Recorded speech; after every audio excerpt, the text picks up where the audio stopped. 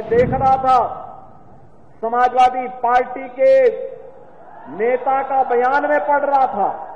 कोलकाता के अंदर एक डॉक्टर के साथ सामूहिक दुष्कर्म करने वाले दुष्कर्मियों का समर्थन कर रहे हैं। तनिक तो शर्म करनी चाहिए। ये वही लोग हैं जो कहते थे दुष्कर्मियों के लिए कि लड़के हैं गलती कर देते हैं।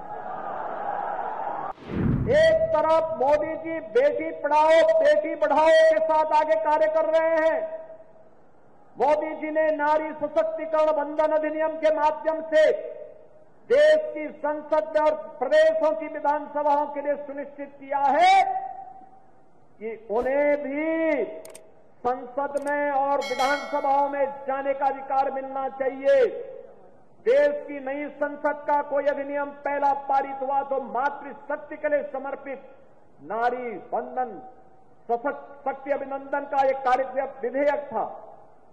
नारी शक्ति बंधन अधिनियम था जिसके माध्यम से उन्हें संसद में और विधानसभाओं में 33% सीटों पर भी चुन करके जाने का अधिकार प्राप्त हुआ। और दूसरी तरफ ये लोग हैं, कल मैं देख रहा था समाजवादी पार्टी के नेता का बयान में पढ़ रहा था। वो बोल रहे हैं समर्थन कर रहे हैं उन दुष्कर्मियों का जिन्होंने कोलकाता के अंदर एक डॉक्टर के साथ सामूहिक दुष्कर्म करने वाले दुष्कर्मियों का समर्थन कर रहे हैं। तनिक तो शर्म करनी चाहिए। लेकिन बहनों और भाइयों, संस्कार कभी समाप्त नहीं होते। ये वही लोग हैं जो कहते थे दुष्कर्मियों के लिए कि लड़के हैं गलती कर देते हैं। इन लोगों से कैसे आप उम्मीद करते हैं? कैसे उम्मीद करते हैं?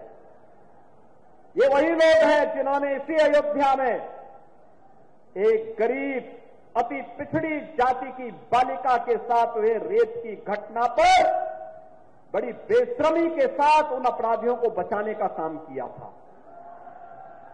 और आप बताइए, ऐसे दुष्कर्मियों के खिलाफ कार्रवाई होनी चाहिए कि नहीं होनी चाहिए?